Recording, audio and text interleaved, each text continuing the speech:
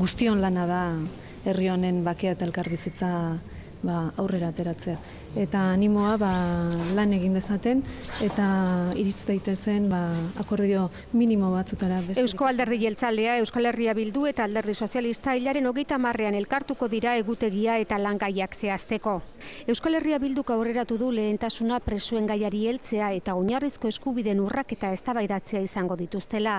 Koalizioarentzat lantaldeak beste helburu bat ere izango du. Pentsatzen dugu ponentzia honek gaina balio behar duela azken finean, PP bera mugiarazteko, tresna bezala baliatu behar dela Madrilen jarrera aldarazteko. Garai berrietan kontsentsu berriak beharrezkoak direla dio Eusko Alderdi Jeltzaleak, jarrera proaktiboak eskatu ditu Joseba Egibarrek. Nik uste denborak erakutsiko dula, behintzat jarrera aktiboekin eta positiboekin baldimaga daude, emankorra izan daitekela batzorde edo ponentzia honen lana.